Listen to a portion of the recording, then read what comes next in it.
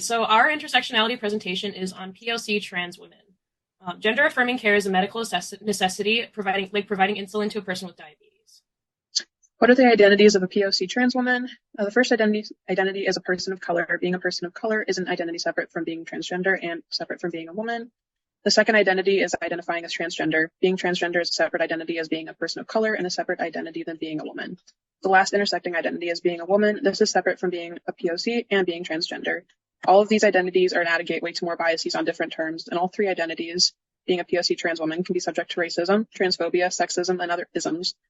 Racism, transphobia, and sexism are all exacerbated by one another and quite often lead to more dire results. The end of the presentation contains resources for those who are affected by transphobia and or racism and need to be connected to some support. Some disadvantages of being a trans person of color.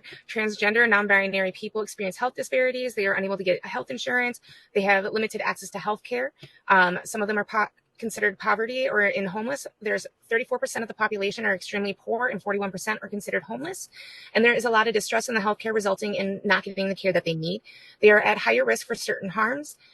Listed below, like STI, smoking, asthma, mental health issues, stress, substance abuse, and they're also at a higher risk for victims of assault. They're considered a minority. They have a lot of social economic barriers. They have discrimination. They have an increase of violence, and they have a limited access to resources due to having financial barriers, due to their social economic barriers, and racism and sexism, which is considered you're inferior to others. So self-expression and empowerment are really important to trans women of color. So first, I have a quote from Sonice Love, who is a Black trans woman who does videos on YouTube. And she says in her video about the pros and cons of being transgender, when you think about it, there's honestly no real cons to it. It's always a beautiful thing to be happy and comfortable with yourself. But on every journey that you embark, it's going to have its struggles along the way. And then the next quote is another Black trans woman YouTuber named Alexis Sen. She says, "I'm so blessed to be able to truly embody everything that I am, and that is a woman." And then lastly, this is Charlie Amaya Scott. She is a content creator on Instagram, and she does a lot of activism for Indigenous trans women. And she said this on Trans Day of Visibility this year: "Being trans is a beautiful existence, and there's so few opportunities for us to just be. We spend years trying to understand who we are that sometimes we forget to celebrate who we've become.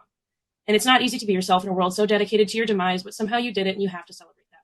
You have to honor such a transformation and be in awe of yourself and your beauty, because I am." So we have a few personal stories. Mulan Williams is a transgender woman of color. She shared her story about the workforce. She had been hired for a job, and on her first day of work, she was told that her outfit was not acceptable to wear, as the store didn't want men thinking they could wear female clothing. Williams also talked about how her home is a safe haven for transgender youth of color, but because of this, she has experienced constant badgering as police cars will sit outside her house on the street, waiting to catch transgender women of color doing anything wrong. Kylie also shared her experience on a news segment regarding work as well. She stated that before she transitioned, she never had a problem finding a job, but now as a transgender woman of color, it has become increasingly hard for her to not only find, but maintain a job, as she has been let go on multiple occasions for reasons that she said were vague. Megan Taylor was with a friend who is also a Black transgender woman. During their check into a hotel, they had a weird feeling as the woman at the front desk had been giving them a hard time as Megan's ID still listed her as a male, something she had stated she didn't have the money to change yet. In the middle of checking them in, the lady started talking to the manager, wherein the manager became hostile and showed disgust. They were nervous the next morning as there was a beating on their door, and there were 2 police officers sitting outside. They had found out that the employees had called police because they were uncomfortable with who they were. They had complained that 2 men dressed as women had checked in, and they were worried about prostitution. They went through Megan's purse and found a bottle of hormones, and she thought to herself, how could they arrest me for my hormones? But they did. So transgender people of color face many biases regarding the race, gender, and the identification of being transgender.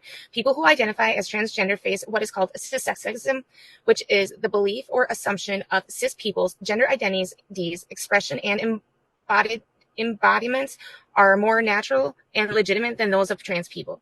Sex work is sometimes the only valuable option for many transgender people, and with that comes the immediate stigmatization of sex work on top of being trans person of color. Some access barriers that they face. First, in the 3 months of 2022, across the U.S., 154 anti-trans state bills were proposed to limit the rights of trans kids and their parents.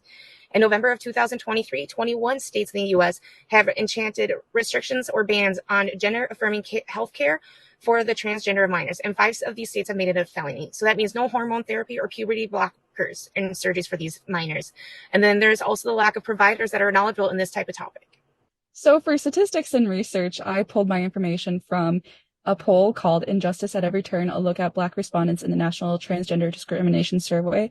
And so I pulled the following statistics. So 41% of trans Black women respondents stated that they had previously experienced homelessness at some point in their lives.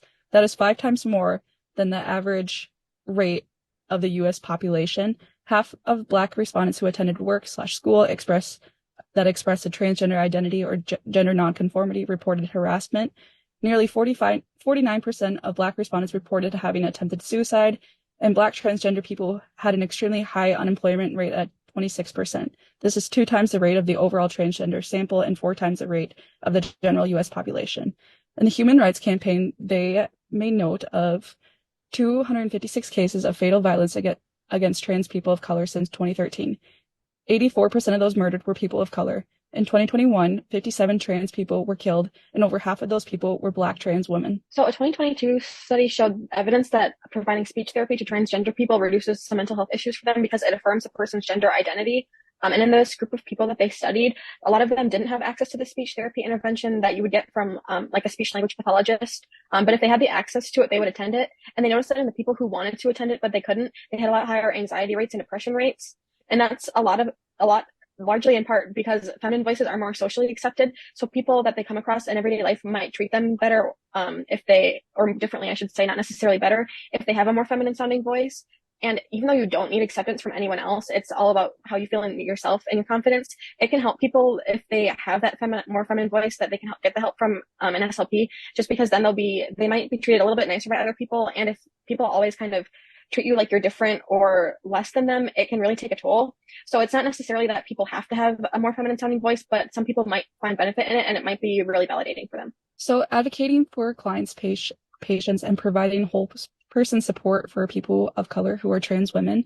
So the first step, and probably the most important, is culturally competent care. So ensuring healthcare providers are receiving training on cultural competency and sensitivity regarding the needs of transgender person of color patients. This includes understanding the social determinants of health affecting this specific population and providing care that is respectful, affirming, and non-discriminatory. And intersectional advocacy. So this is recognizing the various intersections of race, gender, identity, sexual orientation, disability, and other identities that may impact the experiences of people of color, trans women, individuals, and advocating for policies and programs that address these intersection forms of oppression. And lastly, community support. So create or supporting community organizations and support groups specifically for people of color, trans women, and individuals. These spaces can provide social support, resources, empowerment for individuals facing multiple forms of discrimination. These are some free resources for trans women and, quite frankly, all their gender identities. And at the very bottom, there's resources for people of color as well. I will just hold it here for a second in case anyone needs to look at it. And then these are our resources for our slides. Thank you very much.